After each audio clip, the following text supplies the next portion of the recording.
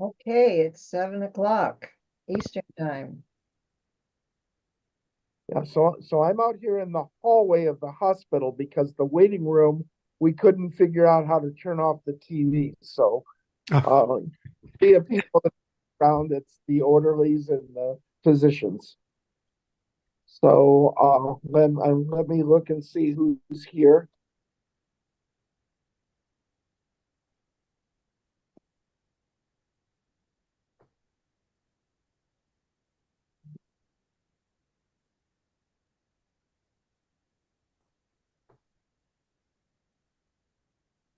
So do you want to start the meeting, Alan? Do you want to start recording and I'll introduce you and then maybe although Hideko is not on yet.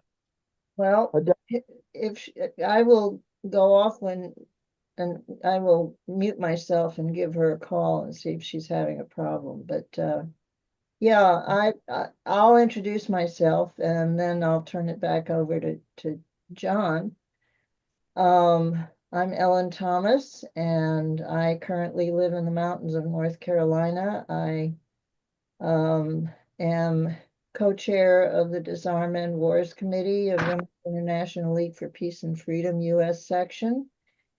And I also am co-founder of Proposition 1 campaign for a nuclear-free future. And I have been blessed to go to Japan several times, and during my 18 years in front of the White House, I was blessed to welcome members of Hidankyo and Gensikyo to visit our signs in front of the White House many times, and I am so glad that the Nobel Peace Prize has finally come to Hidankyo. It's about time, and congratulations, Taka-san, and everybody in Japan who is going to watch this in the future. And um, it's just very exciting to be with you all tonight. And I am going to turn this back over to John and call it Aiko. Okay, thank you, Alan. So um I talked it over with members of the committee and ran it by some good friends around the world. And we decided that since today Nihon Hidankyo is getting the Nobel Prize, that it would be appropriate for those of us who have worked with them these many years to have our own little gathering. So my vision of this is that it will be informal and we'll talk about our experiences and so I'm happy to lead things off. So I'd like to go all the way back to 1981 when our committee was founded. It was founded by Louise Franklin Ramirez, Josephine Butler, and Arjun Makajani and myself, and a few others as well. But and we'll have Arjun on later on tonight. And we in 1983, our very second year, we got a phone call from Women's Strike for Peace from Edith Villastrigo, and she said, I just got a telegram, and there's a delegation of A-bomb survivors, and they're going to be here tomorrow at the Methodist Building." So Louise and Edith put together a flyer and they distributed it throughout the Methodist Building. And back then, the Methodist Building was kind of uh, ground zero for anti-nuclear organizing. All of the national groups were there, and Louise and Edith went to all of the offices, and we welcomed the Hibakusha delegation. And this was the first time I ever met my dear friend, Professor Satoru Konishi. Uh, I'll talk about him briefly in a second. So we were there. It was a handful of us from Women's Strike for Peace, Louise and myself. Arjun may have been there, and no one else. And so we went up, and the response was that, well, it happened a long time ago, and it's really unpleasant to think about it, and we have more important work to do. So what happened is Louise and Edith shamed uh, the group, and we had a substantial delegation there to meet them. So that was our very first experience. And Professor Kanishi is very important because for years he was the international secretary. He was the hibakusha that was most directly responsible for the A-bomb survivors traveling all over the world. He was a professor of German literature. He often visited Germany and Europe. He had a lot of contacts. And if there is one person on this planet that we owe the greatest debt of gratitude to for organizing the hibakusha and their testimony around the world, it is Satoru Konishi. So I like to skip ahead 2 years. In 1985, this is when I first met Taka-san, and this was when the Mobilization for Survival organized a delegation of about maybe 20 hibakusha nationwide. And I met Taka-san, Rieko, and other friends at that point. And and this was the beginning of our annual delegations. And every year we would have a delegation. Generally, it would be four hibakusha. Two of them would stay in Washington, D.C. The other two, generally, we would send them to New York, Pennsylvania. Sometimes we would drive them down to Richmond. Sometimes we would have more than four hibakusha.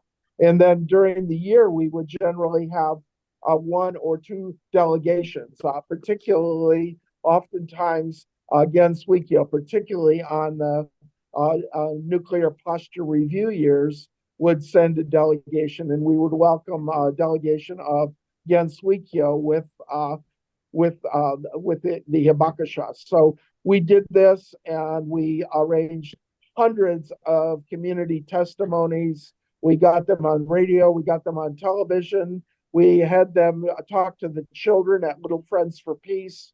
And we did this year after year. And then we started sending our delegations to Japan. And we would attend the World Conference and be hosted by Gen Suikyo. And we would associate with Nihon Hidankyo. They would welcome us into their homes.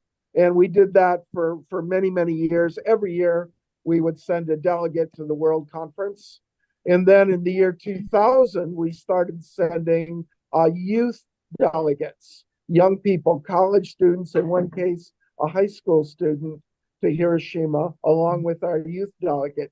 And we did this for almost 15 years. And in fact, later on, we're going to have Langston Tingling Clements. He was one of our youth delegates, and he's going to talk a little bit about his experience visiting Japan and his memories as a little boy at the Lincoln Memorial, floating candle floats and first meeting the hibakusha.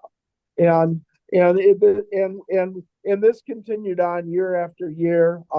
One of the high points was in 1995 when the Smithsonian exhibited the Enola Gay, and we, Louise, my wife Louise, our founder,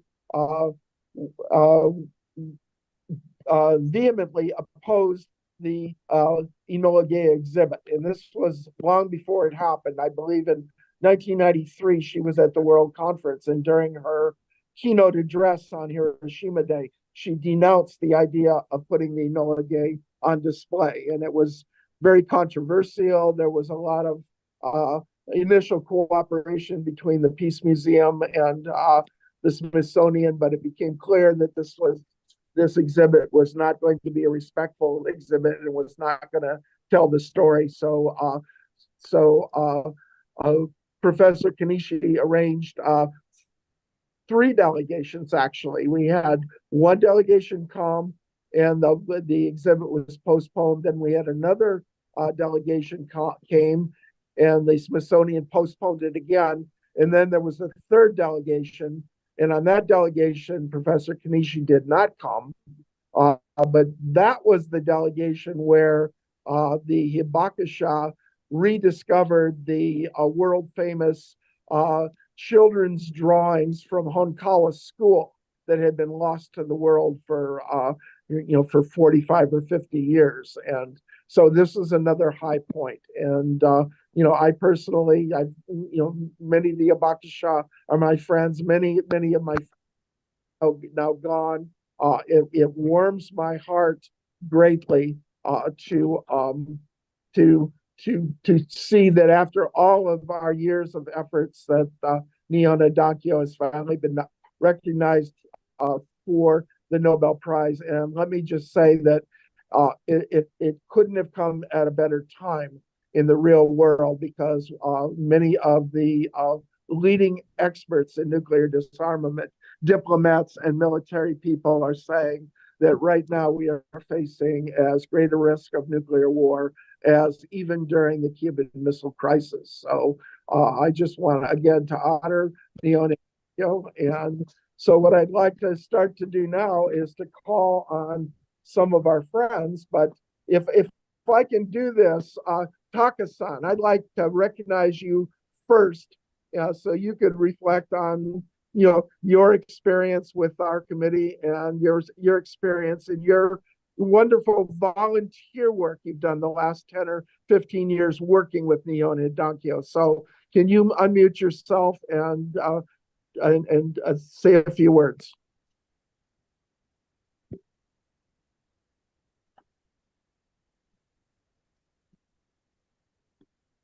Taka-san, are you there? Can you hear me?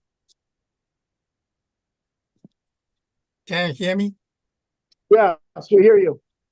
Okay, John, thank you very much for letting me speak. It's a great opportunity. Last night, Japanese time, I saw with many others that ceremony of Nobel Peace Prize. It was very moving. I was very impressed.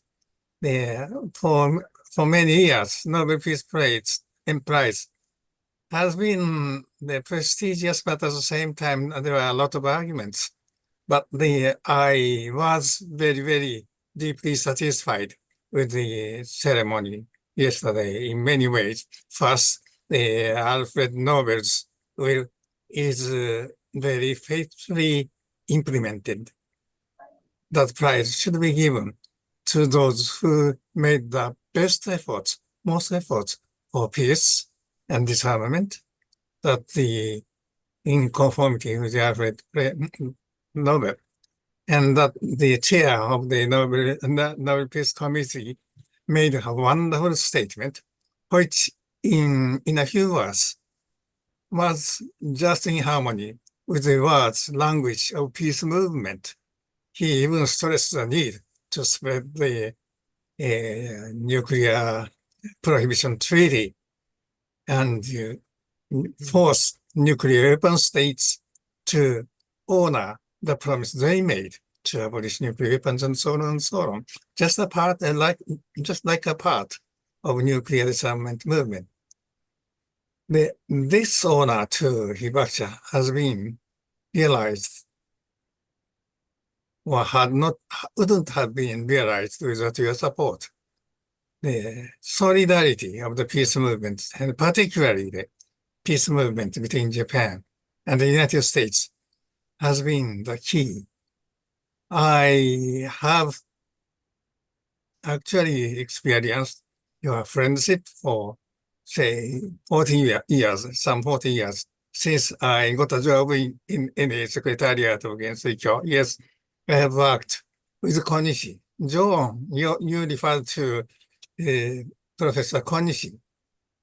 Unfortunately, many Hibakusha who worked in the initial period, in the most difficult period, who worked to abolish nuclear weapons, died already. But those people worked and loved to work with you, their friends, particularly friends in the United States. Today, I'm glad to see so many friends I have been, I have enjoyed their friendship. Dennis Nelson, you are fine. Ellen Thomas, you have been to the World Conference. Leslie Susan-san, you are very well known.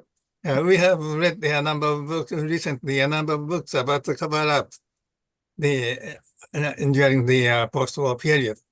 Leslie Susan-san, wasn't it your father who was a photographer of the TRT investigation team? That's right. Yeah, I'm very glad to see you. I shouldn't speak too much. Today, I am in a position to listen to you, wanting to know and making a memorandum, and I want to report that you are together with us. I want to report it to my friend Hibakusha and against Seikyu and the peace movement people in Japan. Thank you for this opportunity. Thank you, Taka, and I want to especially thank you. The last 15 years, you have been a faithful volunteer at the Nihon Hidankyo office, doing a lot of very important organizing work, and I can never thank you enough for that, and also for arranging for me to have a final visit with my friend Professor Kanishi. So thank you so much. So now I would like to introduce, I see he's on, one of the co-founders of our organization way back in 1981 with Louise and with Josephine Butler. Arjun Makajani is a noted scientist, an activist, and a scholar, and a good friend, and one of our founding members. And I would like to introduce Arjun to give your reflections. Thank you, John. I'm so grateful and glad that you are here with us, knowing that, are you speaking from hospital? Anyway, I know you've gone through it. I'm actually in the hospital hallway because it's not noisy here. So I am in the hospital. Oh, thank you. You are amazing, and hardly a better note, evidence of your complete dedication of this decades. Thank you. I'm so relieved that you're able to be with us and speak and, do all that. So thank you. Take care. Rest, yeah. Okay. So, those of us gathered here would like to see nuclear weapons gone, abolished, as we say. So, in my mind, as a scientist, somebody who studied history, why are they still here? So, we know that there are weapons of mass death that we could. Have they known it? The answer is yes. I just want to read you a couple of things from the General Advisory Committee meeting in late 1949, after the Soviets had tested their first nuclear weapon. And General Advisory Committee was, of course, advising the Atomic Energy Commission about nuclear weapons. And there were a lot of the discussion of that meeting, and Oppenheimer was there, James Conant was there, the leading scientists who were members of the committee, all but one of the scientists were there. So they were talking about, a lot of it was about whether the United States should have an urgent program to develop hydrogen bombs, super bombs as they were known. So the majority of the committee said this: we believe a super bomb should never be produced because there's, quote, no inherent limit in the destructive power. And part of the reason that it should never be produced was because it had unlimited destructive potential. They said it followed that, quote, a super bomb might become a weapon of genocide. Genocide is a word that is in the minutes of this is from 1949. There were two scientists who did not agree with everything the majority said. And so they had their own view. It wasn't a dissent, really, but it was somewhat more nuanced. But even so, they said that the hydrogen bomb would be, quote, almost one of genocide. So pretty much from the beginning, the era we are in, the era of hydrogen bombs, the era of 100, 200, 300, 500 kiloton, megaton weapons, has been recognized by the authors of this era as, because most of them did collaborate in the making of the hydrogen bomb, including Fermi, for example. But they knew it was a weapon of genocide, or almost one of genocide. I don't know how you make the distinction, but a weapon of mass death, a weapon that could end civilization, as has often been put. 13 years after that discussion, in October 1962, you know of the Cuban Missile Crisis. And it was very close. And you know that story. I'm not going to dwell on stories that you know. But so we got the test ban treaty out of that, I think. Kennedy made a very remarkable speech in 1963 on June 10th, saying we should have world peace, not Pax Americana. He was explicit. But that did not come to pass. What was the root of this problem has been my question. So we know that, so I want to go back to the Manhattan Project and what happened, what the bombing of Hiroshima and Nagasaki triggered, and what was the caution known before that time. So we all know that Einstein wrote a letter recommending, bear with me for 5 minutes and I will stop. I do want to make a recommendation. Einstein wrote that letter and saying, Hitler might get the bomb, and so the United States should have a bomb project. It was essentially a project of deterrence that Hitler should not be able to blackmail the United States with nuclear weapons, having the monopoly of nuclear weapons. That was the current, all the immigrant scientists, the Jewish immigrants from Germany and the rest of Europe, Hungary, Teller, they all felt the same, famously Leo Szilard, they all felt that way, that the US bomb would prevent Hitler's blackmail if he got one. But that was not the only strain of thinking.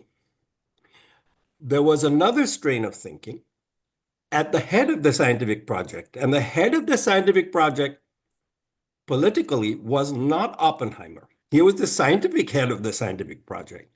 The political head of the scientific project was Vannevar Bush. He was FDR's right-hand man in the White House and practically the sole scientist involved who had direct access to FDR at will. He thought not only should the United States develop new weapons to win this war, and this was in 1940, before the US was in the war, but that whoever could have new weapons, and new weapons would depend on new science and technology, would have the power to rule the world. And he wanted that. He wanted the United States to be in the forefront of those new weapons, and he wanted academia. Now, the establishment agreed with him. If you read Dean Acheson's memoir, if you read Henry Stimson, the Secretary of War, how he briefed Truman, what is the bomb all about? Yes, it can kill everybody, but he also told Truman on April 25th, 1945, if we can figure out the proper use of this weapon, the proper use of the weapon, that is a quote. That basically, and this is sort of a paraphrase, that basically we can control the peace of the world and our civilization can be saved. This is a nuclear coercion. Now the US is on the brink of a nuclear monopoly. Germany has been defeated. This is April 20th, or close to defeated, close to surrender, a few days from surrender. So this other current that has been there from 1940 was that the US would be the dominant power after World War II. And this was the most powerful current. There's an economic thread to this. There's a long and very solid history that this was the line of thinking. Now, many scientists, including Oppenheimer, said you have to tell the Soviets. If we don't tell the Soviets before using the bombs, they will think that it's a message to them. And they did think that.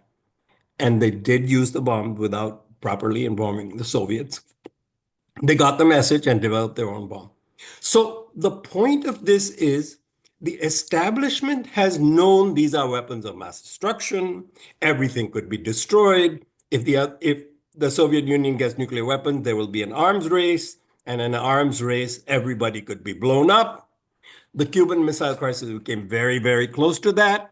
But we did not get rid of nuclear weapons. In 1990, I think, in a conference in Cuba, it was found out that there was that Soviet commander who said no to the use of a nuclear bomb, and he was the only one who said no, Vasily Arkhipov, and we celebrate Arkhipov Day. Thank you, John. And still knowing that there was one guy who saved the world, basically, and he was Soviet, didn't inspire getting rid of nuclear weapons. In fact, after the end of the Cold War, US said we won, end of history, and treated the Russians as if they didn't have weapons.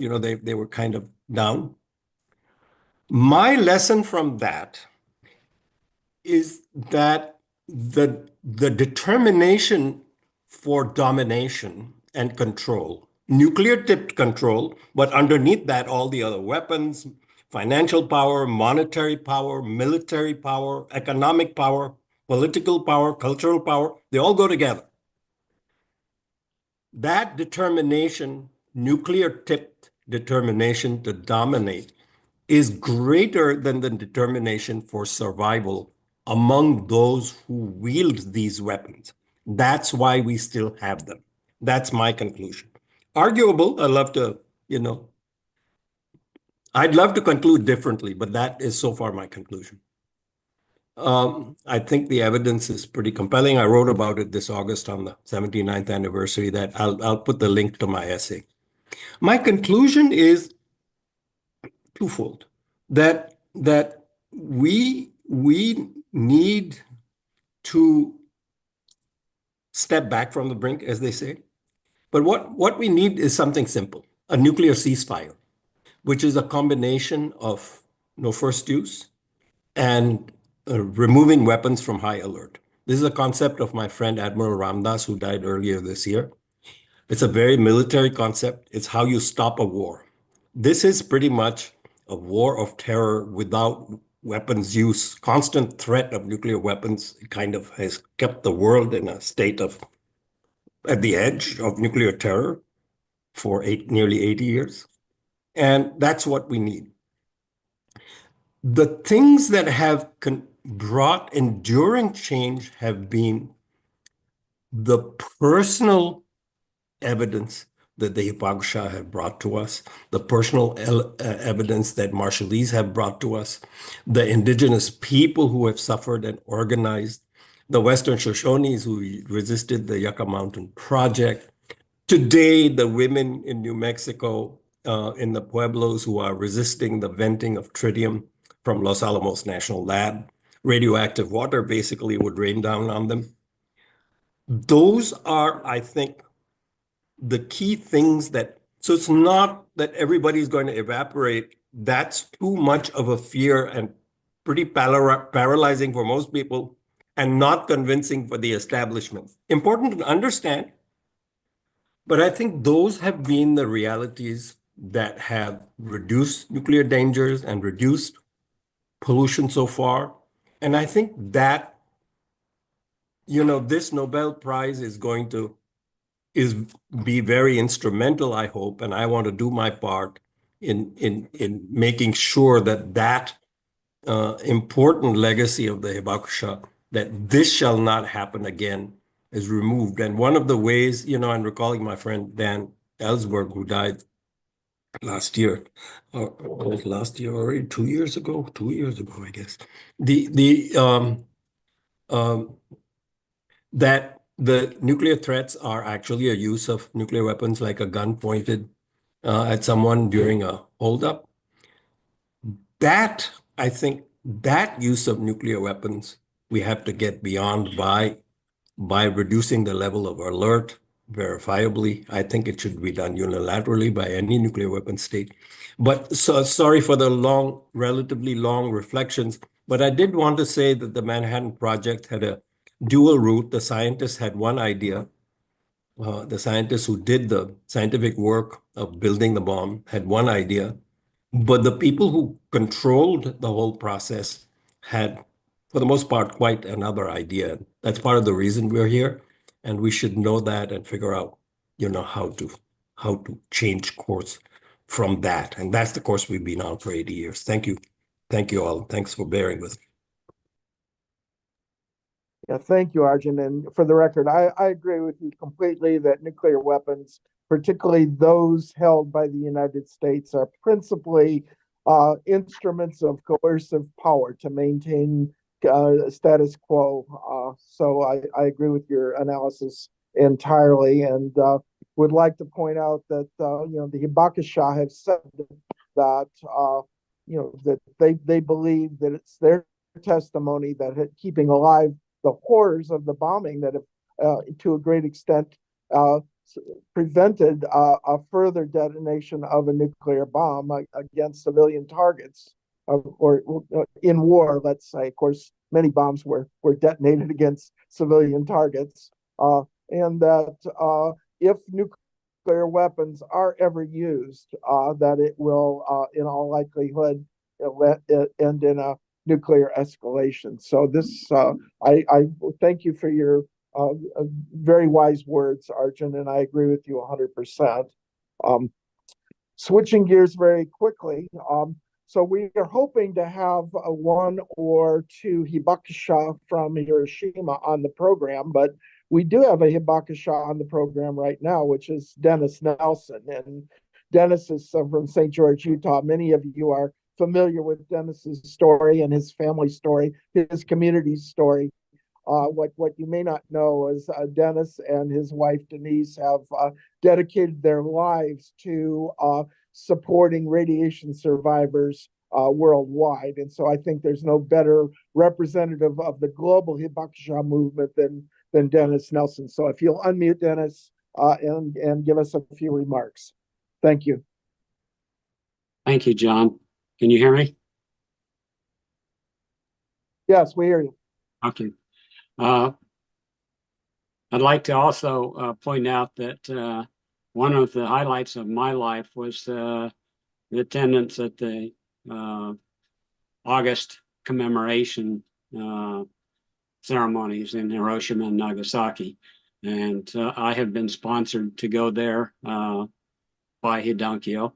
And I think that it's a wonderful idea that they get people from all over the world who have been affected by radiation from bomb tests and even nuclear reactors, and how that has had a dramatic effect all over the world, with potentially millions that have died prematurely because of cancers and other diseases caused by nuclear weapons and nuclear weapons testing.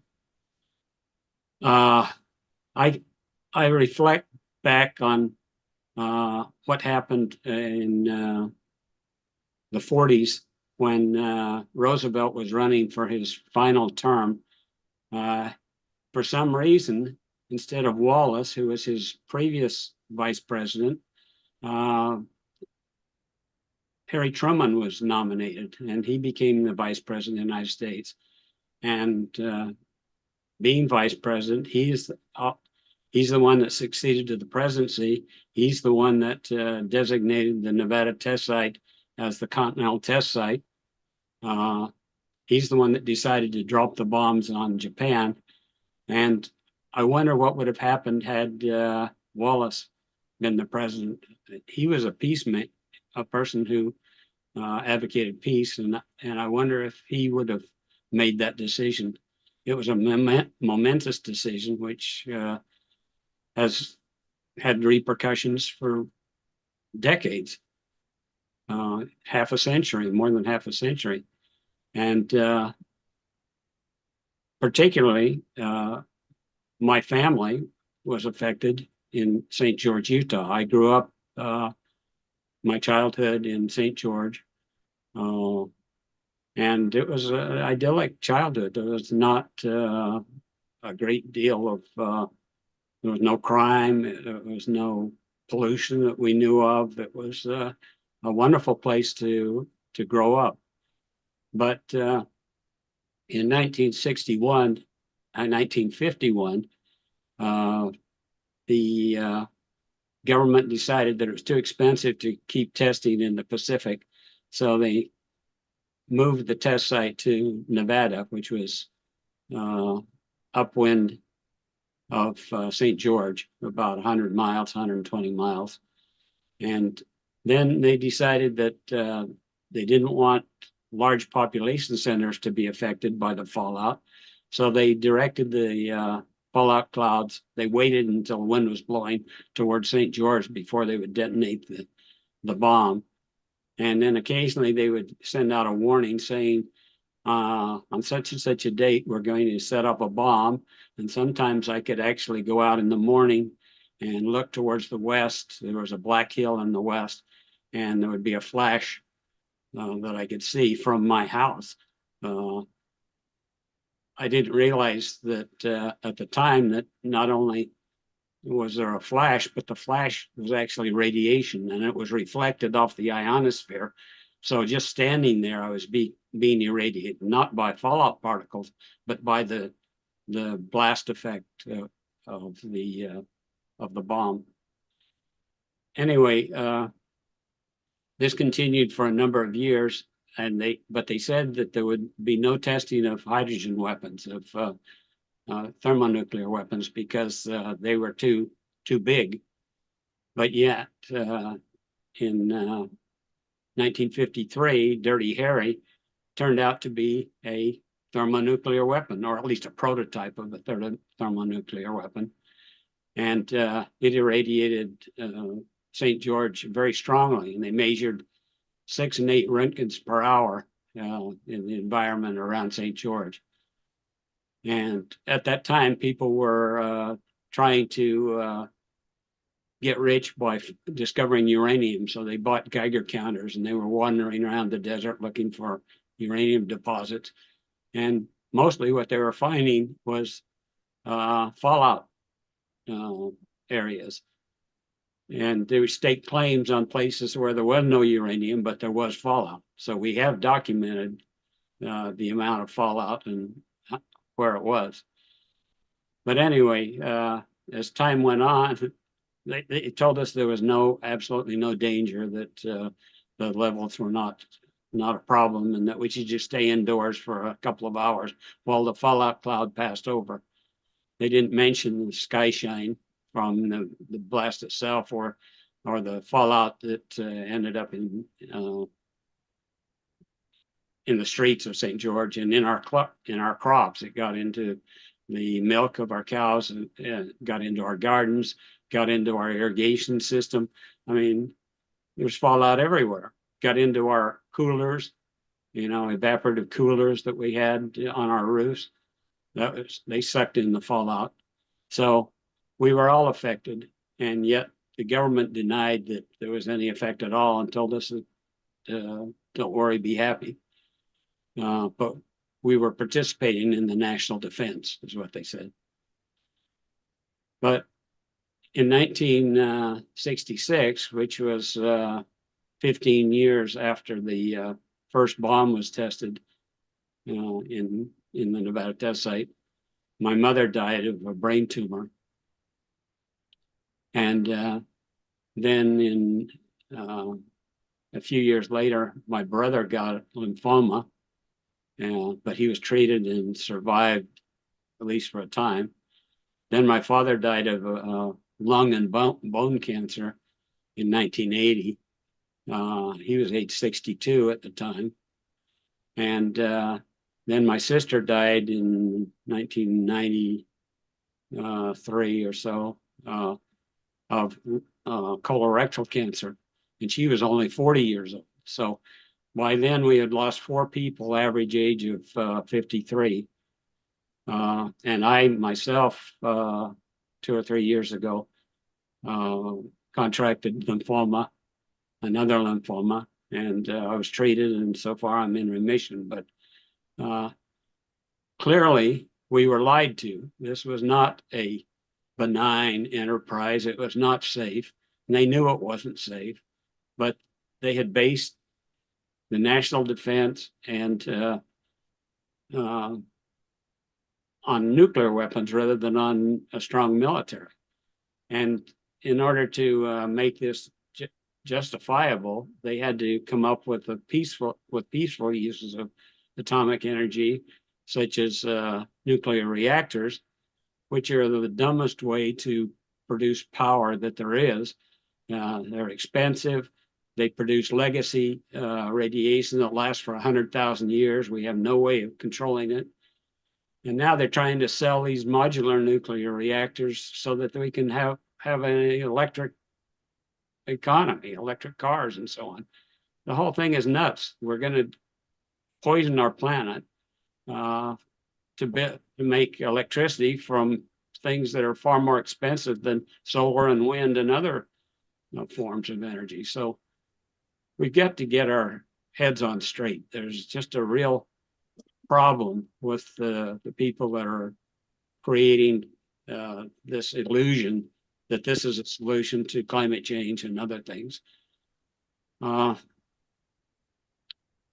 don't know what the solution is. I've tried to do as much as I can. I've created a website that has a lot of information that you may or may not be interested in.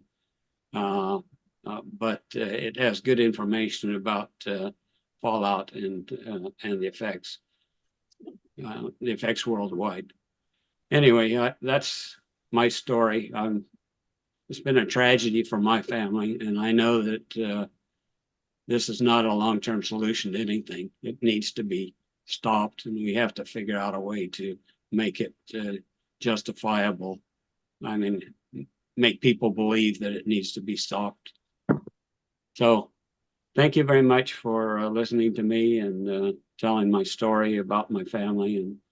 And I hope you all are successful in your work to eliminate nuclear weapons. Thank you.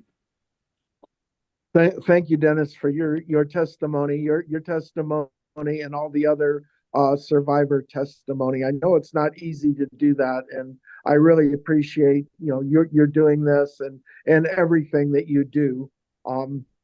I'd like to toss the ball back to Ellen Thomas. So, Ellen, I'd like you to introduce our friend Hideko Tamura correctly and ask her to say a few words to us on this day of recognition for the Hibakusha.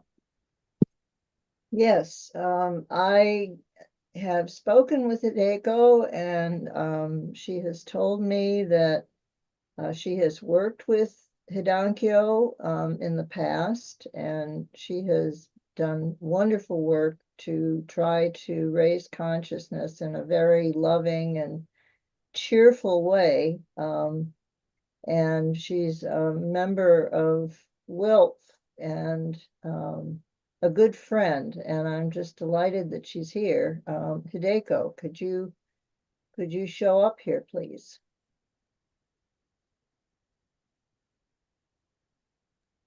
Unmute yourself. Hi, I'm Hideko Tamura.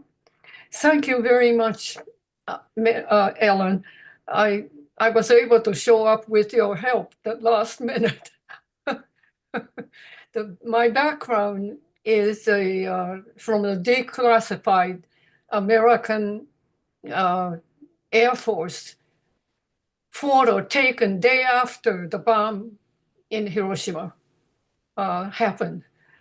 And that's where my house was, nothing left. That nothing left practically portrayed my life. My universe disappeared. I was only a 6th grade child, insisting to come home from hunger no food in a village where we were evacuated. So I arrived the night before, August 5th. My insistence with my mother and my best friend's mother pleading, oh, let us rest a day or two in the country. And we said, no, no, Mom, we got to be home. We're just starving to death. So my best friend and I brought our mother right away. The night before, explosion of the first nuclear bomb dropped on a human city. My life has been affected by this experience throughout. I'm past 90 years old. And so almost 80 years since, everything I thought I did and tried, I believe, was run by this experience. Thank you.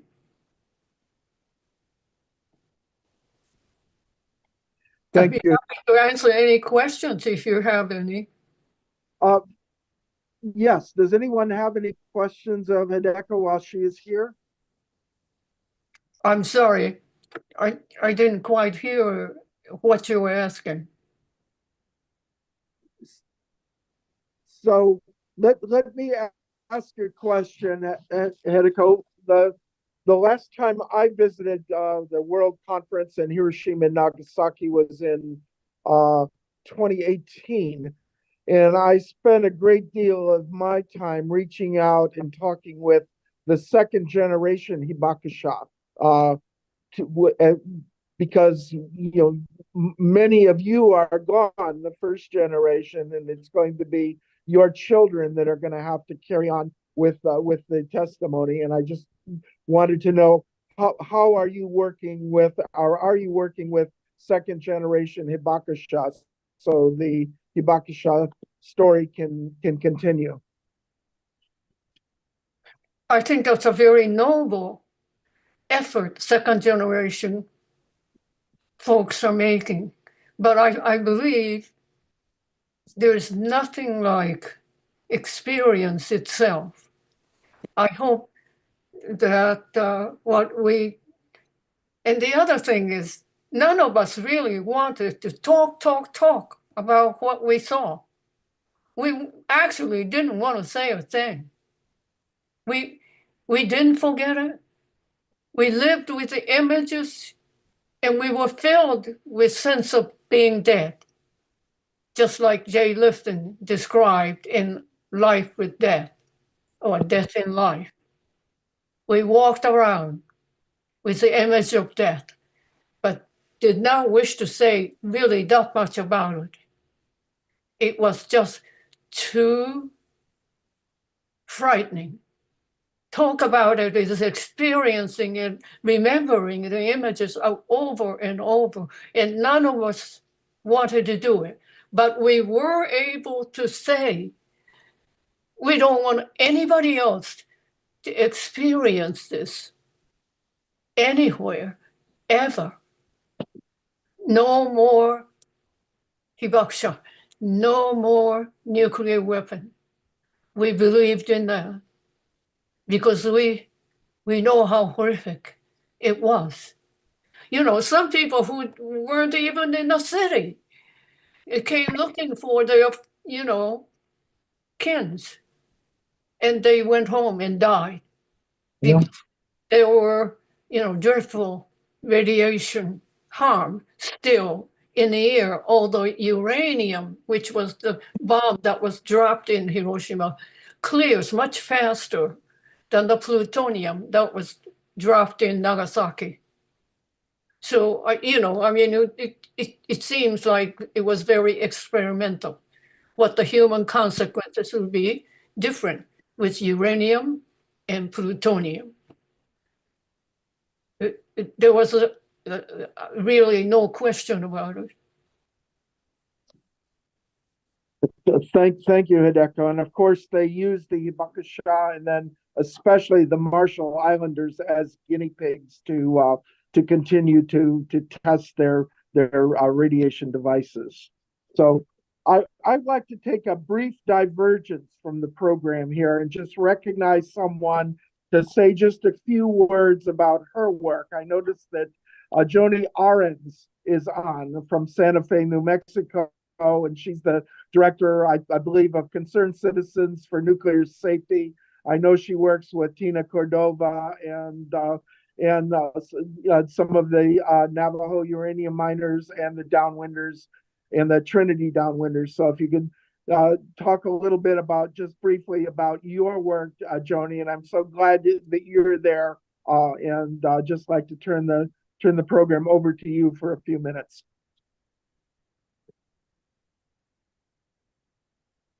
So Joni, you have to unmute yourself. Joni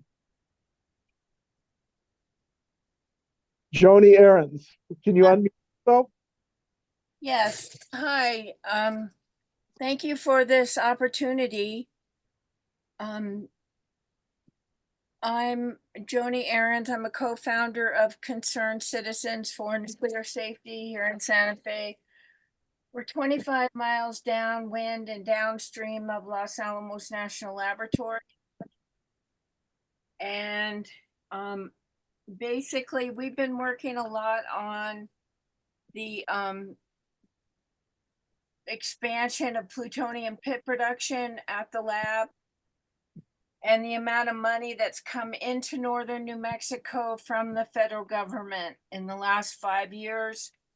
The budget at LANL, or Los Alamos National Laboratory, has increased. It's doubled from about 2.5 billion to over $5 billion a year. And between the 3 sites in New Mexico, Los Alamos, Sandia National Laboratory, and the Waste Isolation Pilot Plant near Carlsbad for the disposal of plutonium contaminated waste, it basically exceeds our state budget of about $8 or $9 billion a year. So there's a lot of changes that are happening here in terms of the laboratory. Los Alamos hiring 2,000 to 3,000 new people.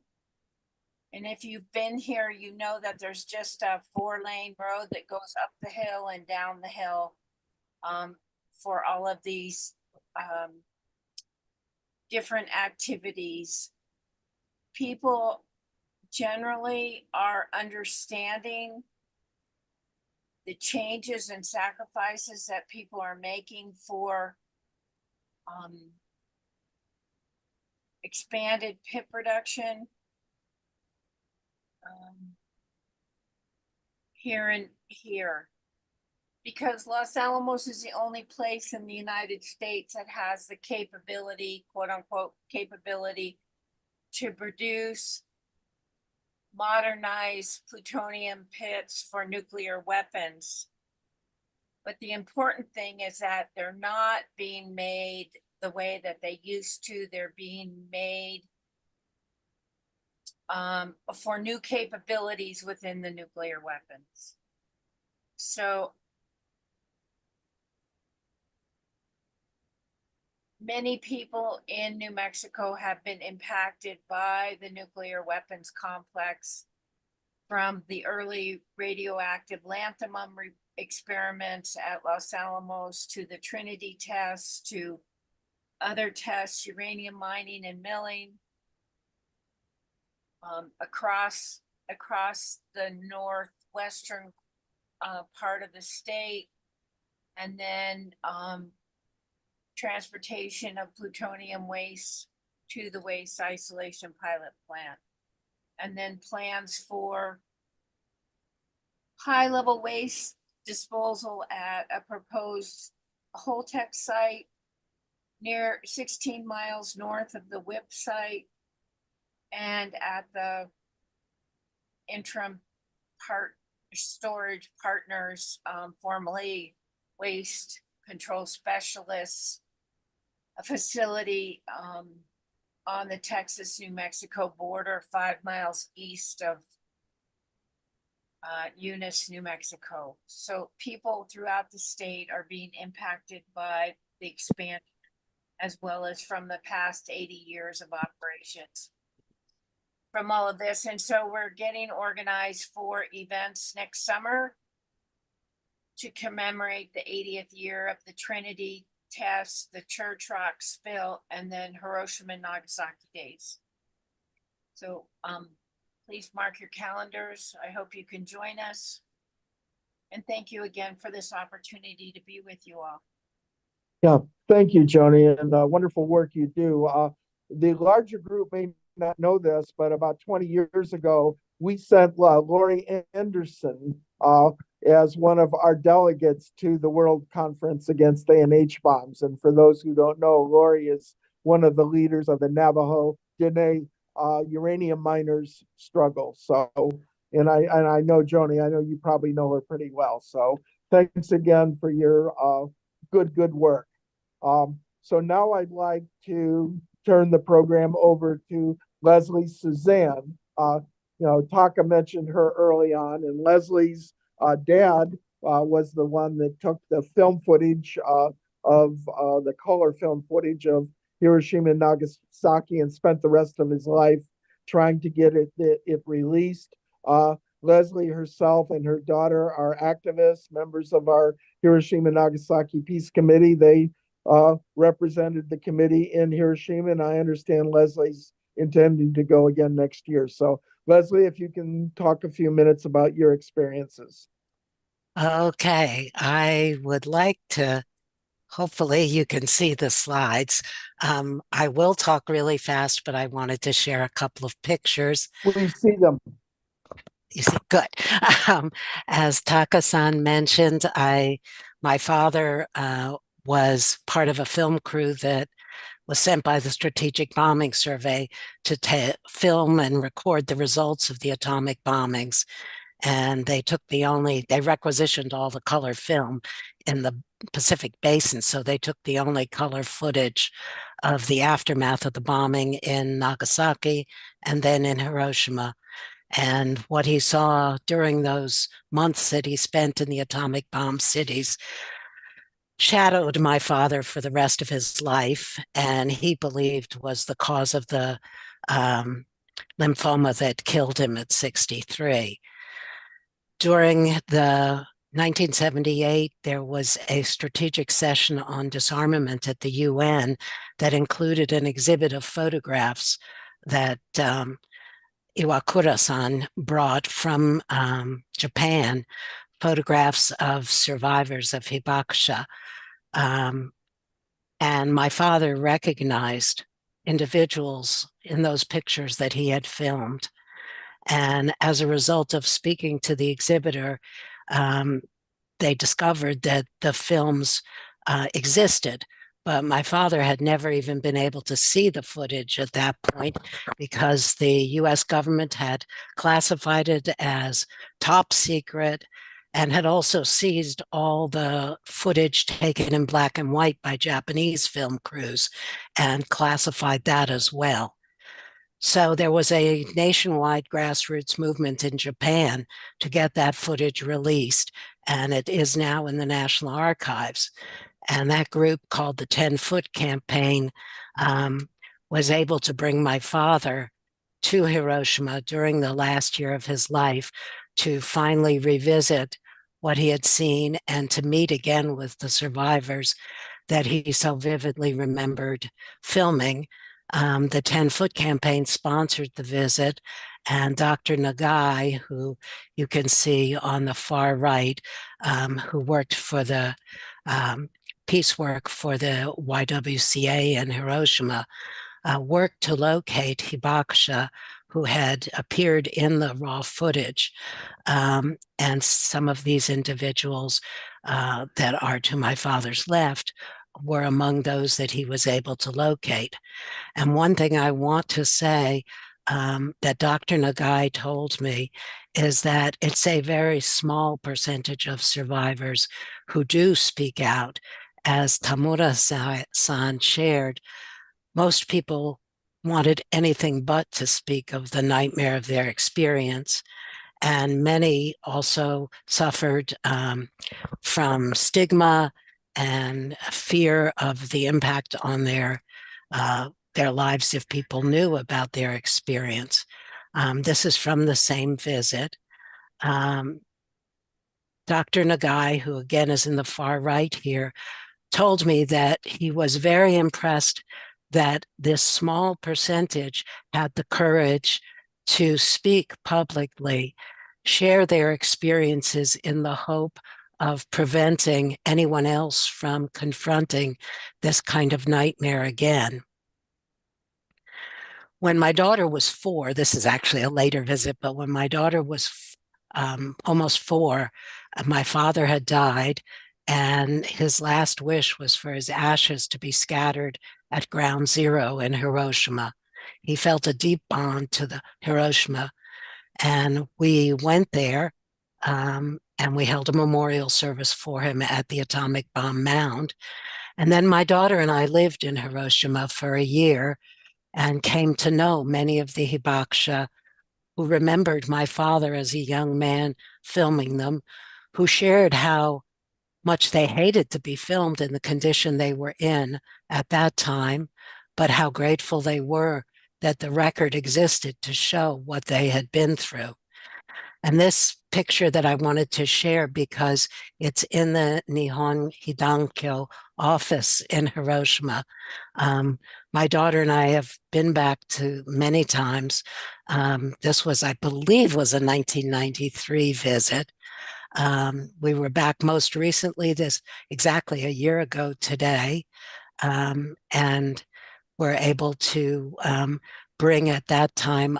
I wrote a book about my father's experiences and about the stories of the hibakusha that both he and I had come to know. And so we were finally able to bring that book and present it to those few people who survived. And among them, this is the most recent visit. And among them sitting, I'm in the center looking a good deal older than I did in the last picture. And sitting next to me is Dr. Nagai, who surprised me by appearing at the presentation in Hiroshima. I was so happy that he's so well, so Genki. I think he's 87 now. And so that is the story I wanted to share. The message that I wanted to share that I feel I learned from Nihon Hidankyo and from the other courageous survivors who perform kataribe, which is the sharing of their story to groups at Peace Park and traveling around the world to share their story, resonated with me with the story of Viktor Frankl that I read many years ago, who was a Holocaust survivor and wrote about how he survived in the concentration camps. And one of the things that he said was that no matter how horrific one's circumstances, one still retains the power to choose how one responds.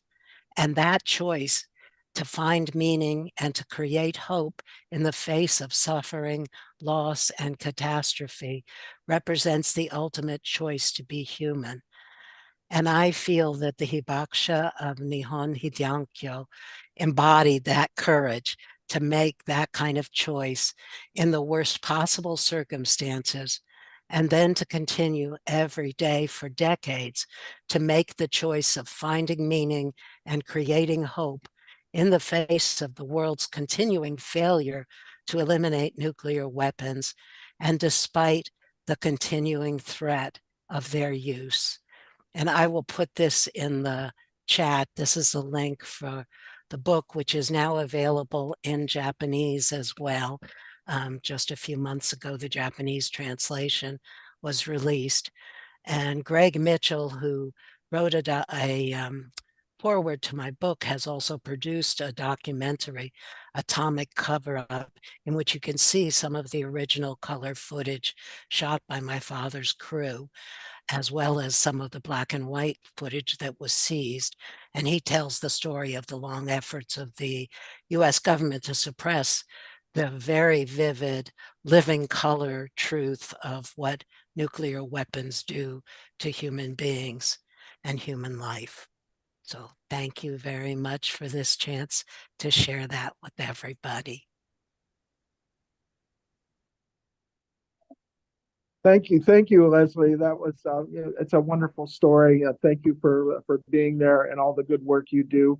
I'm going to take a liberty again because we have so many wonderful guests. I want to tell another brief story about our work. So, starting in the year 2000, Kyo Kanda and I, every 5 years for the NPT review conference, would go up to New York City.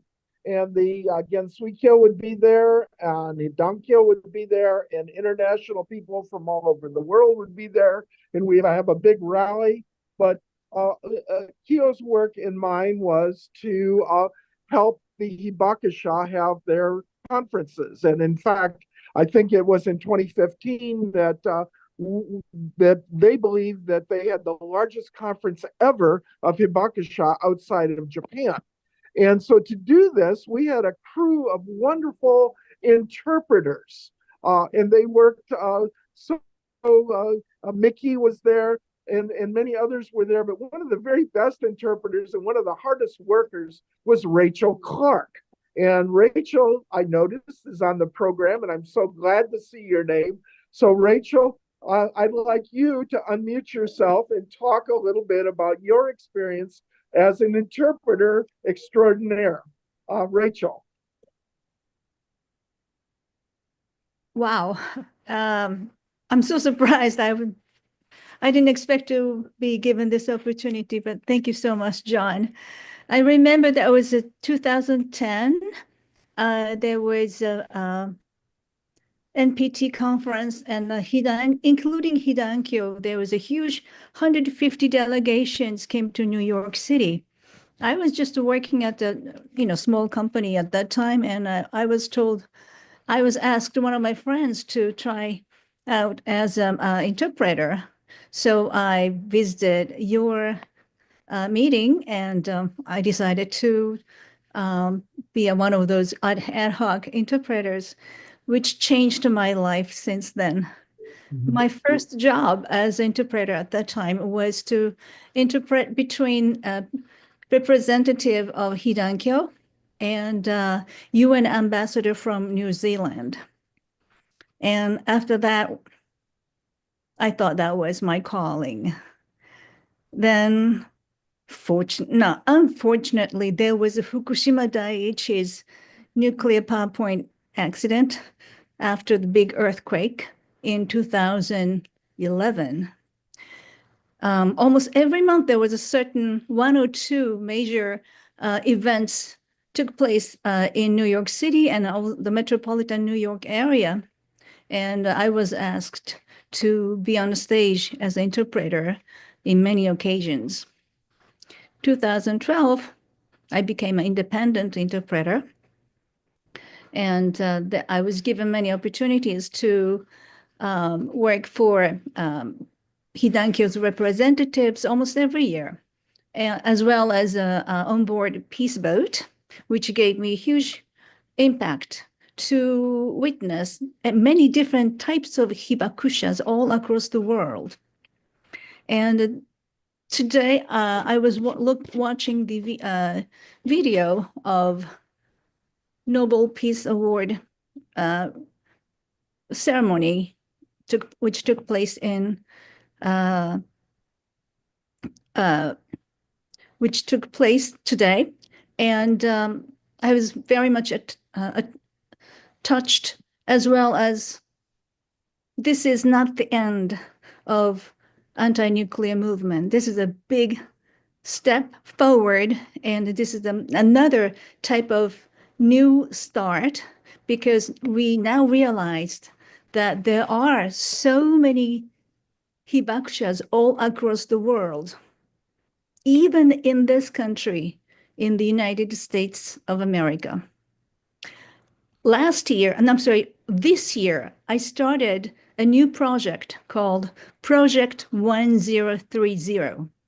Do you know what this number represents? United States, conducted 1,032 nuclear tests. 2 of them was in Hiroshima and Nagasaki, but the other 1,030 times took place in the territory of the United States, including those small islands in the Pacific in those days. Now they're independent, but pretty much controlled by the United States anyway, as a client country. So, long story short, I am collecting wood ash from your fireplaces or wood stove.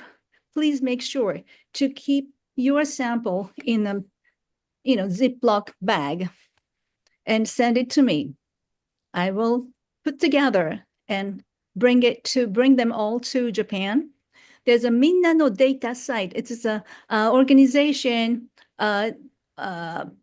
which put together many civil society radiation labs all across Japan. So they're going to test our wood ash samples, measure the level of cesium-137 and potential 134. It shouldn't happen, but anyway. So this project took place this year, and I'm going to make a much bigger scale this year and next year, okay? And I would like to show the level of radiation all across on North America. So you will see how much our nation is irradiated already. We have a certain story that, small module nuclear power plants are safer and more usable.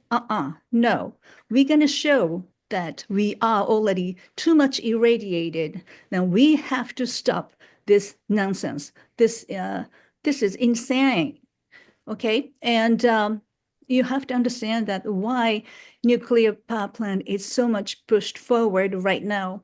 As you might heard, that 3 Mile Islands is going to be reopened by the strong push from who.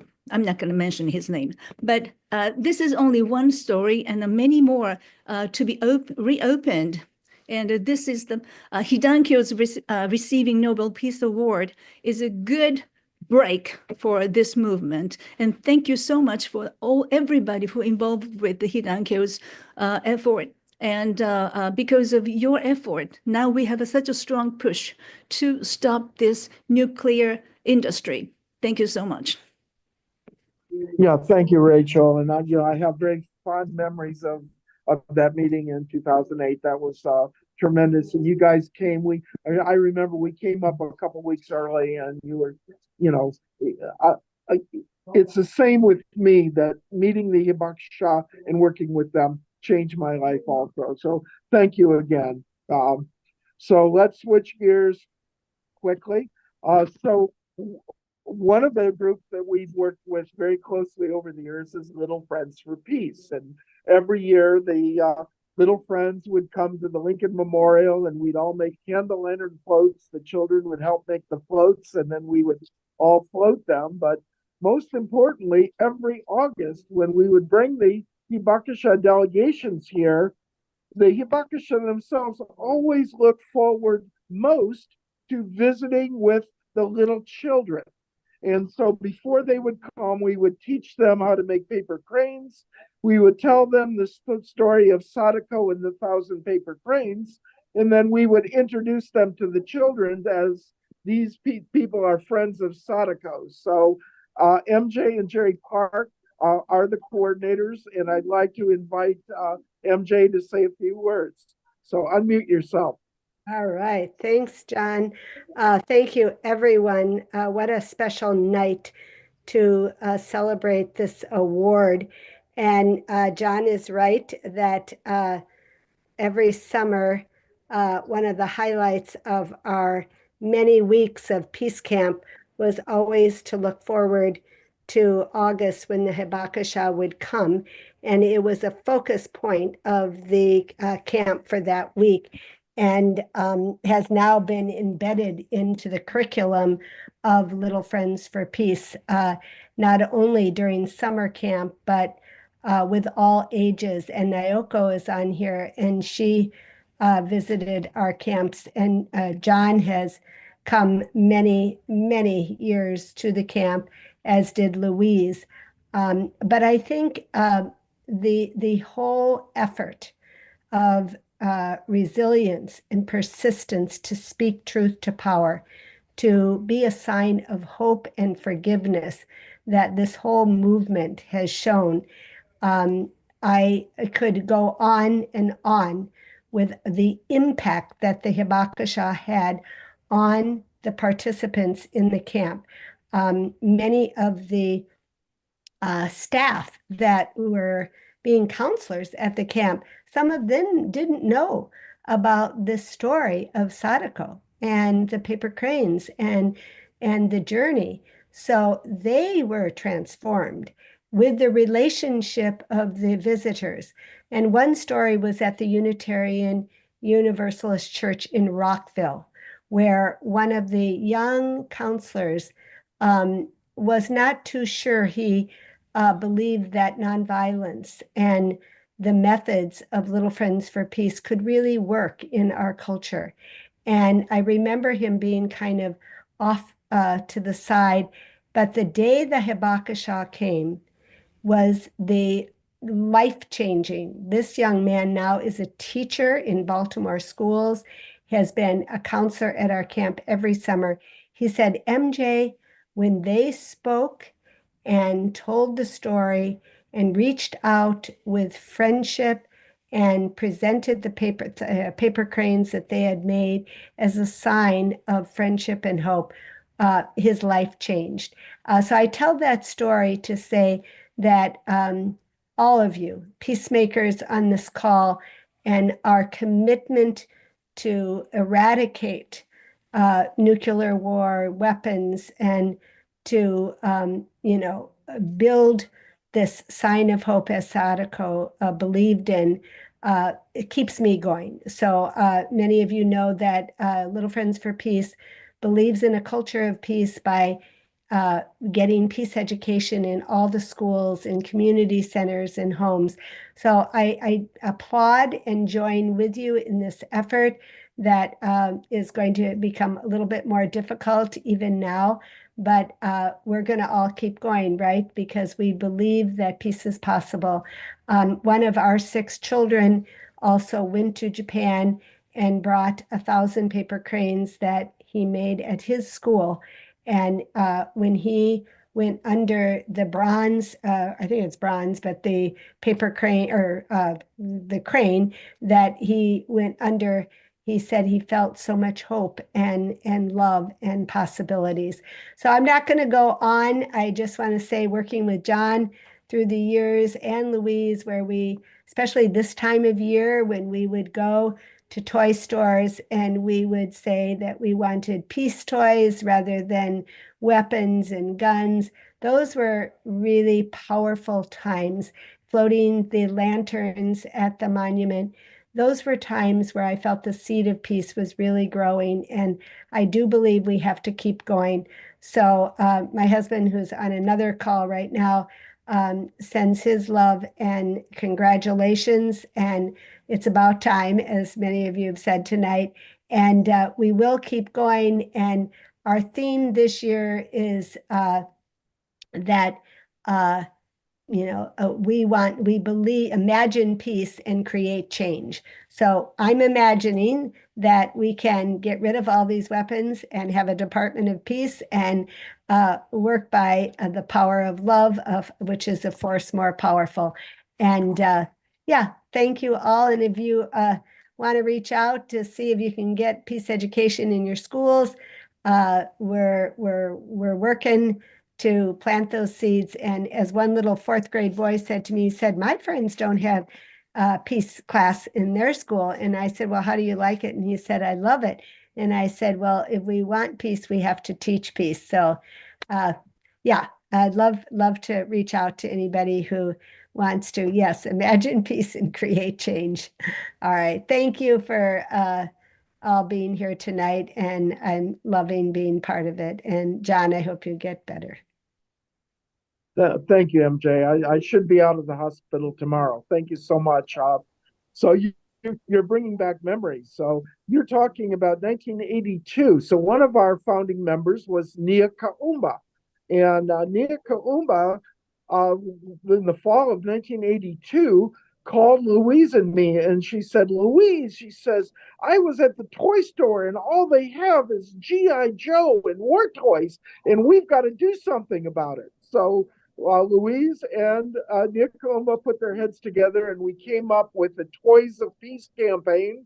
And I was Santa that first year, and Louise was Mrs. Santa, and we targeted one of the toy stores out at Tyson's Corners. And no, I think it was in Northern Virginia, and the toy store called the police on us. But by the time the police got there, we were in a restaurant having some soup, so we got to watch the police come to arrest us while we were safely inside warm and eating soup. So just a lot of stories. Someday we got to just sit down and do nothing but talk about stories of our committee. But we did that a few years ago. So thanks, MJ. So I'm going to diverge again a little bit from the program. I'm going to interrupt to say what you need to do, John, is write a book with the stories from this committee, because there's an amazing collection of them.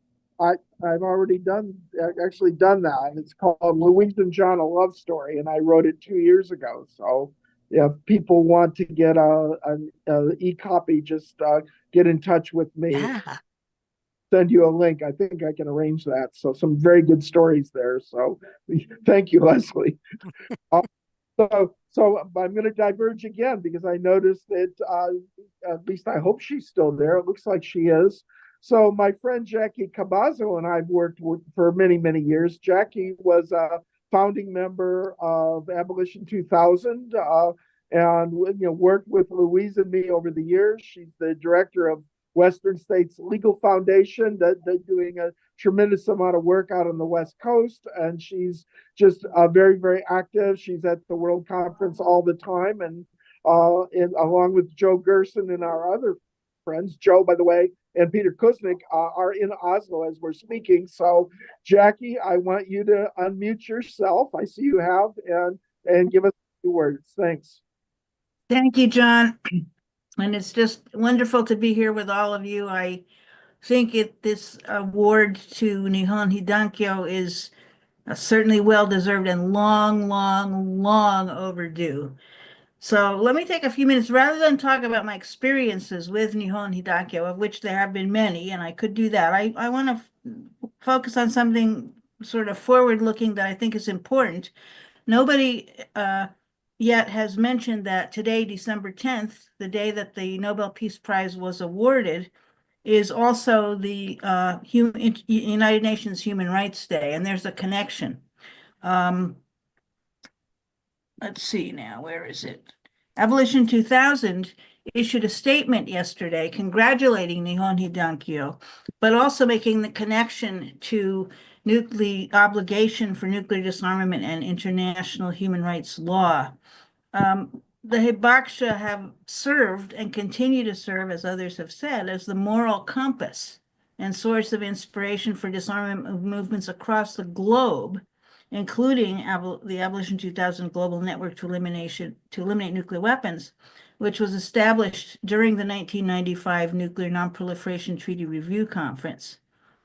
In its founding statement, now coming up on 30 years ago, Abolition 2000 called for an unconditional pledge not to use or threaten to use nuclear weapons, and called upon all states to initiate immediately and conclude negotiations on a nuclear weapons abolition convention that requires the phased elimination of all nuclear weapons within a time-bound framework with provisions for effective verification and enforcement. And I need not tell this crowd that these calls are more urgent than ever. And I also was pleased to note that Tanaka-san, in his remarks today, called for a nuclear weapons convention. So, as I said, this year's Nobel Peace Prize award ceremony falls on Human Rights Day. And as the United Nations said, by embracing and trusting the full power of human rights as the path to the world we want, we can become more peaceful, equal, and sustainable. This Human Rights Day, we focus on how human rights are a pathway to solutions, playing a critical role as a preventive, protective, and transformative force for good. And nuclear weapons are, of course, irreconcilable with human rights. The UN Human Rights Committee, in its 2018 general comment, determined that the threat or use of nuclear weapons, which are indiscriminate in effect and are of a nature to cause destruction of human life on a catastrophic scale, is incompatible with respect for the right to life and may amount to a crime under international law. And it concluded that states parties must also respect their international obligations to pursue in good faith negotiations in order to achieve the aim of nuclear disarmament under strict and effective international control. In a joint statement on right to life without threat of nuclear weapons, which was submitted to the UN Human Rights Council in 2023 by Kazakhstan on behalf of 39 states, that statement declared as the example of affected countries' history shows, the use and test of nuclear weapons violates the right to life, the right of everyone to the enjoyment of the highest attainable standard of physical and mental health, and the right to a clean, healthy, and sustainable environment of not only living people, but also of future generations. That statement concludes, nuclear weapons are inhumane and immoral due to their catastrophic humanitarian consequences and their inherent risks. We need to re-strengthen the nuclear taboo, foster dialogue and confidence-building measures, and achieve nuclear disarmament with urgency and determination in line with the collective commitments outlined in the very first United Nations General Assembly resolution, as well as obligations under Article 6 of the Non-Proliferation Treaty and other relevant treaties. According to the UN, this year's Human Rights Day theme is a call to acknowledge the importance and relevance of human rights in our everyday lives, which certainly relates to the culture of peace, which has been mentioned earlier. The quote goes, the UN goes on, "This is the time to mobilize action to reinvigorate a global movement for human rights." So as so powerfully advocated by Nihon Hidankyo, this movement must include an urgent demand for the global abolition of nuclear weapons. So I apologize for taking as much time as I did, but I just want to introduce international human rights law as another advocacy tool for the people on this call who may not be aware of it. And I have put a link to that statement in the chat. And thanks again for this opportunity, and I hope that you get well soon, John. Okay, thank you, Jackie. And this is a really articulate panel, and I'm really just so glad that so many people showed up. When we came up with the idea, we didn't anticipate it was going to be quite this broad, and I'm really glad that it is. So I'm going to diverge again a little bit. So those who know our committee know that from the very beginning, we have opposed the twin evils of the split atom. We oppose nuclear weapons. We oppose nuclear power. We believe that all reactors are nuclear bomb factories. And I can't think of anyone that I know who's done more to make the connection between nuclear power and nuclear weapons than Diane Dorigo from NIRS. And I met Diane, I guess, probably over 30 years ago when you were really young. So Diane and say a few words about work that NIRS is doing and why nuclear power is no panacea for climate change, and your comments about Hidankyo winning the prize. Well, congratulations for winning the prize, and we will continue to fight both nuclear weapons and nuclear power. And I mean, I feel like we're all preaching to the choir here, but hopefully we're getting better. We stay in tune. We've got bigger fights ahead of us. I'm hoping that the plans to rebuild the whole nuclear weapons complex for trillions of dollars doesn't proceed. Hoping that all this hype about using nuclear power for AI and for other big corporations and big brother will actually not come to fruition, that we'll be able to fight it, that we can keep stopping the subsidies that are going to be continually necessary. We've been successful up until the last few years. We are facing a completely pro-nuclear Congress with the House and Senate and the Republicans and the Democrats supporting nuclear more than ever before. And so it just means that we have to hone our message. We have to get better at sharing the information with younger people. And it's a bigger fight, but it's a more important fight to win. I want to curl up in a ball in my blanket in my bed and not think about it. So I did that for a couple days, but now we got to come back, get a good strategy, and take on the nuclear beast. It can be done. It must be done, and we're the ones to do it. Yeah, thanks, Dee, very much. And so what I want to do now is I'm going to turn it back to Ellen. So Ellen, I want you to invite everyone who is here to make a comment. And maybe the way to do this is going to be to raise hands, and maybe Jonah can keep track of the hands. And of course, Jonah, you're also very welcome to make a comment. Some of our friends have had a hard time getting on. So Ellen, if you could handle the people who want to make a statement, if people can raise their hands. Yes, please raise your hand if you would like to say something. And no hands raised? Oh my goodness. I think it's because you're muted, whoever is trying. Okay, Eileen Kurkoska made it first. Go ahead, Eileen.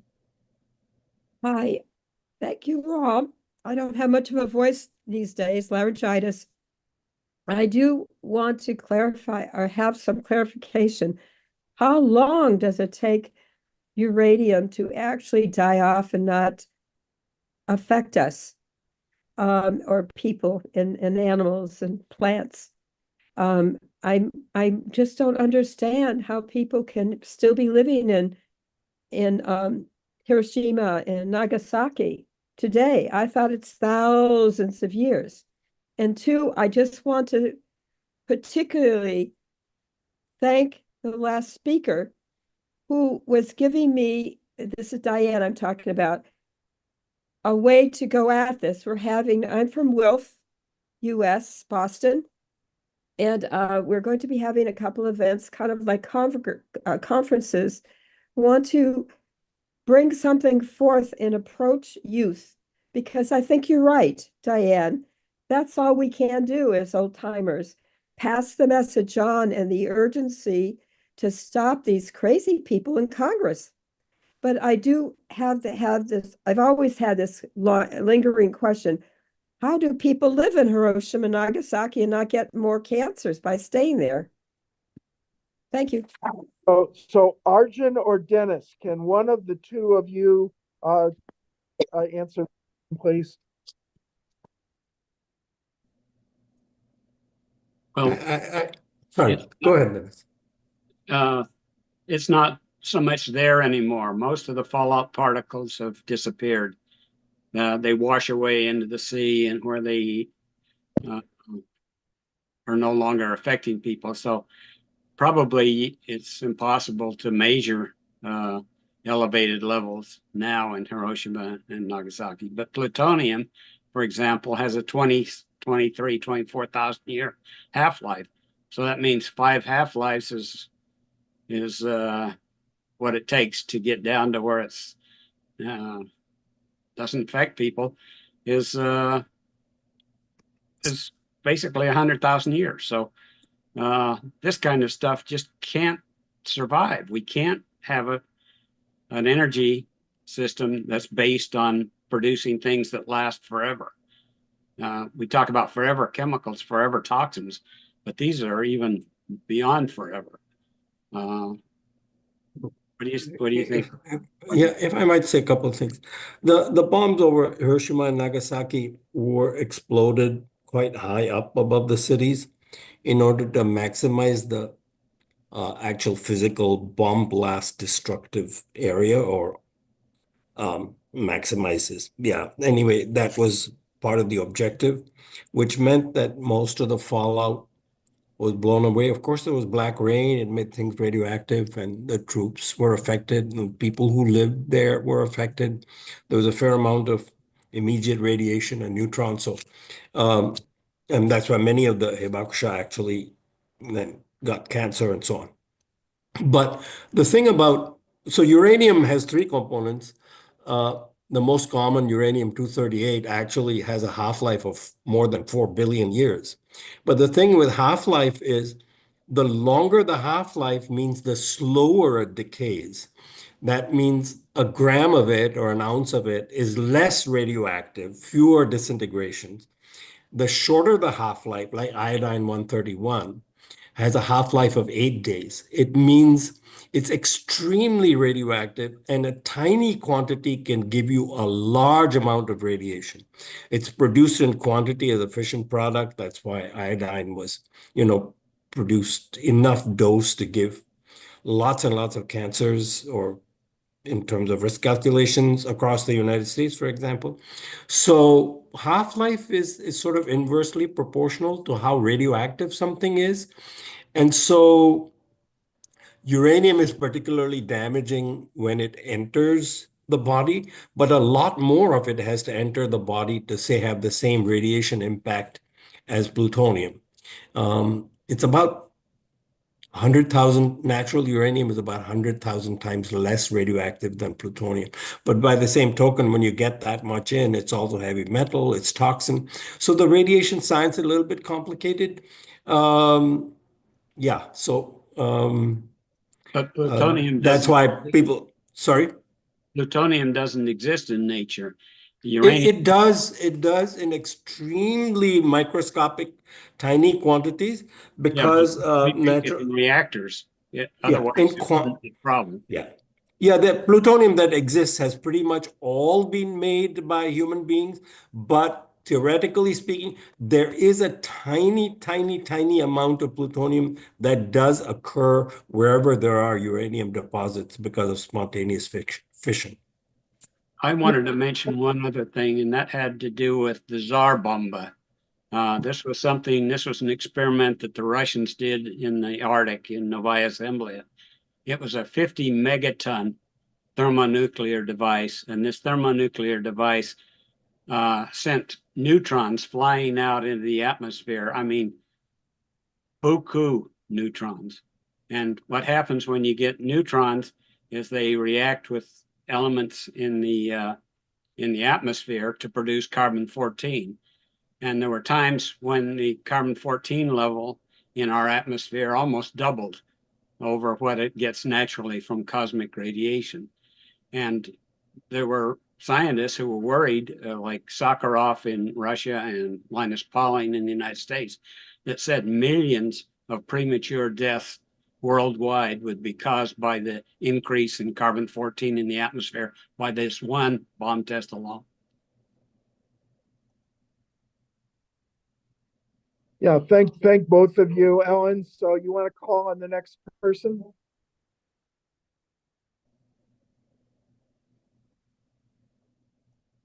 Me? Yeah, or I can take over because I can see it. So Diane Beddick has her hand up. Diane, do you have a comment or a question? Yeah, I wanted to respond on this question of the sameness of nuclear power and nuclear bombs. I just think it's really important for people to think through what happens if we cease developing denser and denser forms of energy, what the results will be on countries which don't have energy independence of any kind and who lack the ability to even purify water. And or produce enough food for their populations. And we could cause, by this combination being made, we could create more death on this planet than a bomb could under certain circumstances. So I just think the name for peace is development. And if we focus on that and focus our scientific energies on developing more and more intense forms of energy, dense forms of energy, we can develop fusion power, which is not a pollutant, and water is its byproduct. And we can create so much heat like the sun. That's what fusion is. Fusion is the power of the sun. And if you direct that on garbage, you can reclaim everything that it's made of, from an atomic level. So One we caution. Thank you. we never run out of anything. That was There's one caution that you have to watch out for if you make that assumption, and because fusion produces neutrons, and neutrons activate elements into radioactive things. So there's no real solution there. The byproduct of fusion is water. Let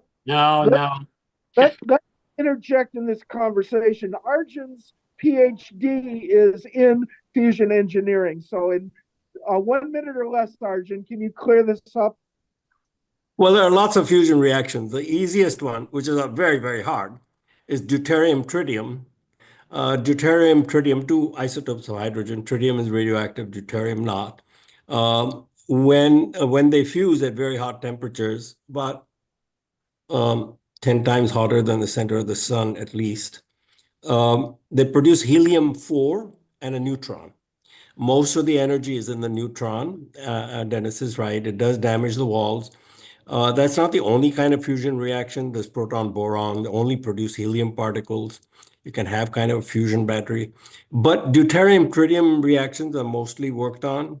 Making tritium is a headache. Currently, of course, tritium is used in thermonuclear weapons as part of the primary, actually, of thermonuclear weapons to boost that.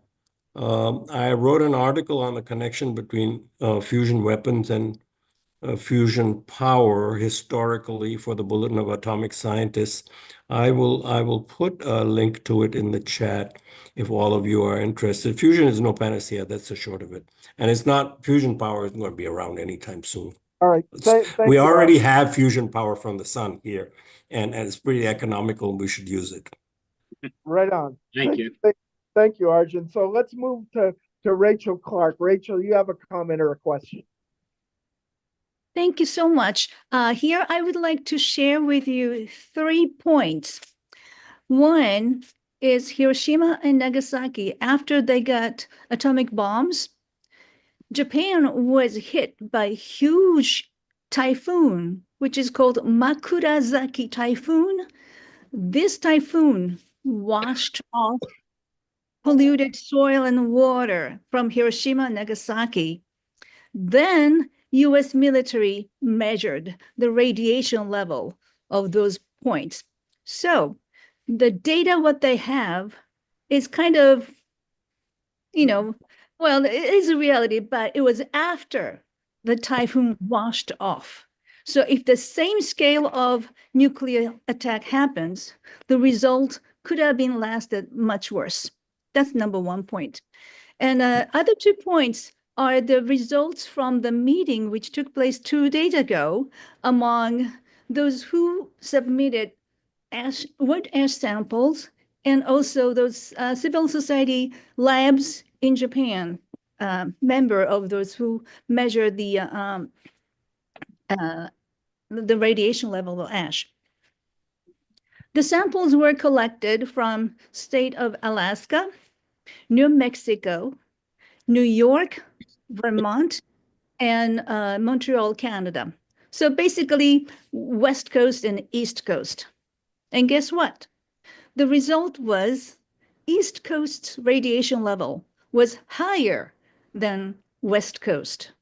The East Coast is much far away from the nuclear test sites. However, the flow of the wind brought so much more and still accumulated. And plus, concentration of nuclear power plants are on the East Coast. That's one thing. And the specialists in Japan also pointed that although their equipment was limited only for alpha ray, it is more important to pay attention to beta ray, which is a tritium-90. The overall in Northern Hemisphere, tritium-90's level is growing. So we have to pay more attention to that because tritium-90 is water soluble. It can be evaporated into the atmosphere and fall down as a I'm sorry, as a rainfall and snow, then pollute the soil, and the irradiated soil will produce agricultural products. So that can be polluted our own stomach, then our health. And the third point is the codex. In the codex is, as you know, the international organization which set the highest limit of radiation from the food. Internationally, it is set as 1,000 becquerels per kilogram. In Japan, where they had a big accident from Fukushima, their highest level is now 100 becquerels per kilogram, which is a lot lower than the codex level, which is good. However, in the United States, this country, the limit is 1,200 becquerels per kilogram. Please remember, we are expected to be somewhat experiencing internal exposure regularly. So this is the kind of things that our government is making their jobs easier. I think we should do something about this area. Thank you.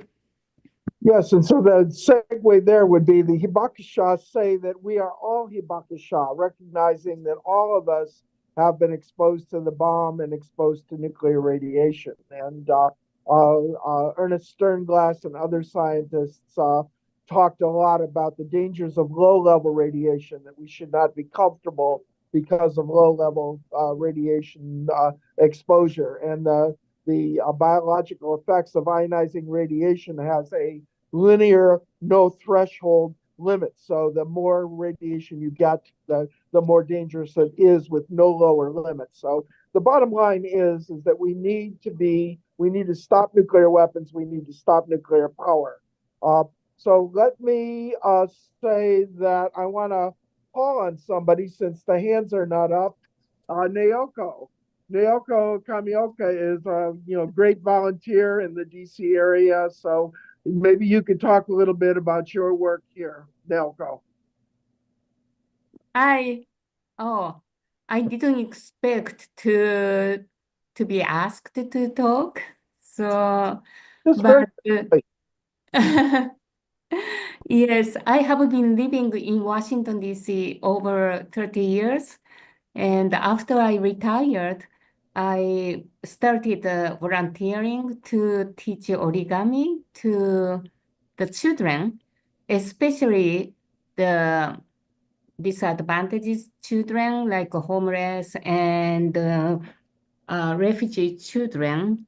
But in addition, I was so fortunate to be connected with MJ Park.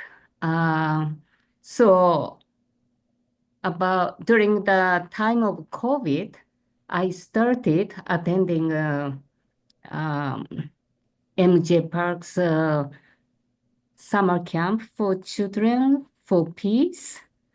And at that point, I had no idea that Hibakusha had been attending the children's summer camp to give testimonies to children and taught how to fold a paper crane.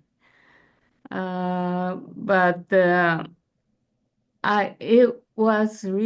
has been a wonderful experience to be part of it, to talk about Sadako and 1,000 paper cranes and to teach children how to fold a paper crane. I was always impressed how attentive the children have been always. to pay attention to the story of Sadako and 1,000 paper cranes and folded paper crane together. So this summer, I went to Hiroshima and Nagasaki to attend the peace memorial service in August. And then I was invited by Wilmington College in Ohio for their peace symposium to have sessions about the Sadako and 1,000 cranes and taught the college students how to fold a paper crane. So that really, in a way, opened my eyes to really, I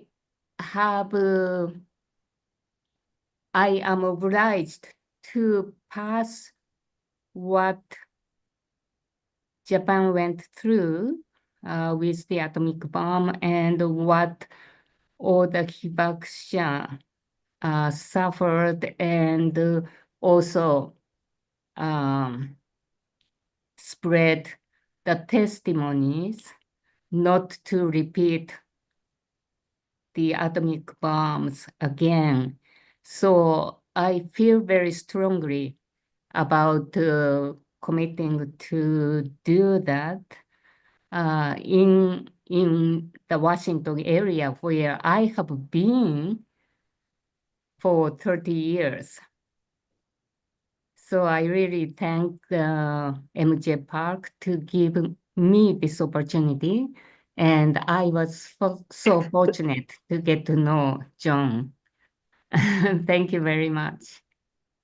So thank you, Naoko. And so over the last 50 years, the Hiroshima Committee has accumulated a very large library of books, especially books related to the atomic bombings. I believe the second largest such collection in the entire world outside of Japan. The largest collection is at Wilmington College. So Naoko is helping me to arrange to donate our nuclear library to Wilmington College. So I appreciate it, and I'll be in touch with you again, and I have been in touch with them as well. So, Ellen, can I turn the program over to you? Maybe if you have any closing words, and then let's end the program for the evening. I'm getting tired, and it's almost 9 o'clock.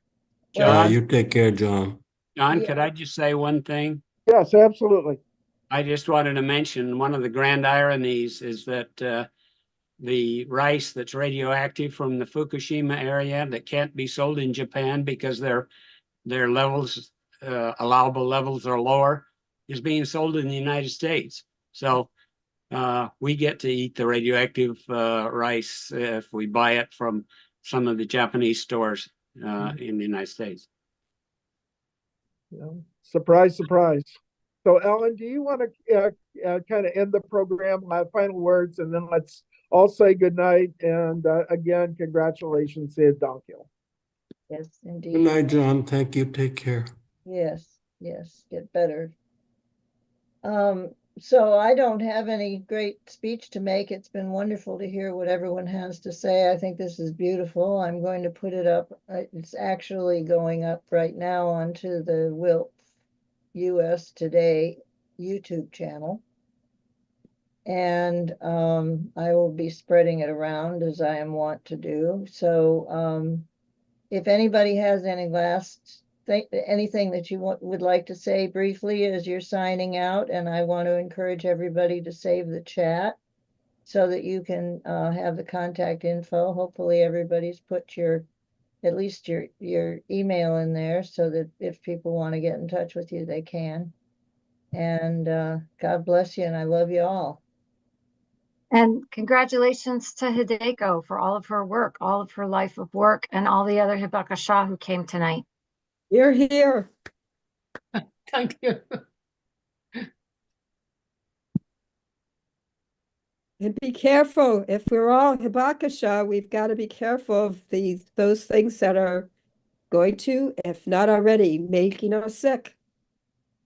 Yeah.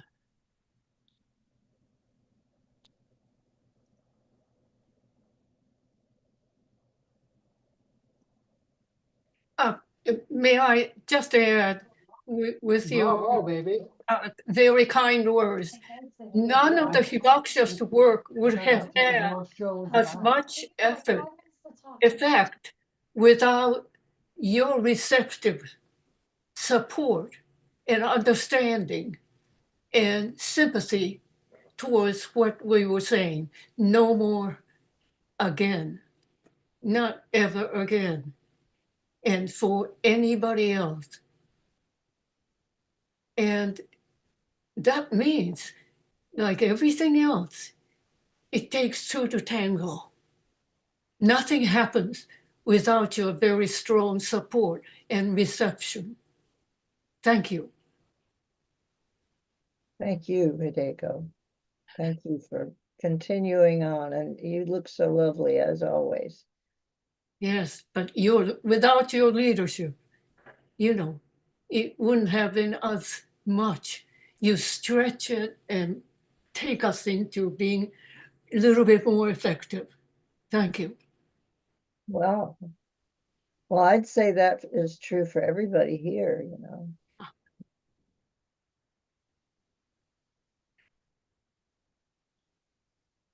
Ellen? Ellen? Yes. I just wanted to mention that tritium isn't 90 because that's strontium 90. Tritium is hydrogen 3. Earlier we were talking about that, but 90 is an isotope of strontium, which is also a what do you call it, a fission product.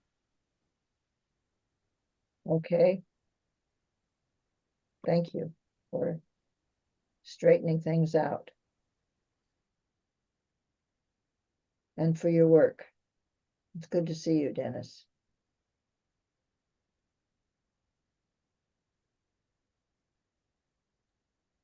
It's good to see you too.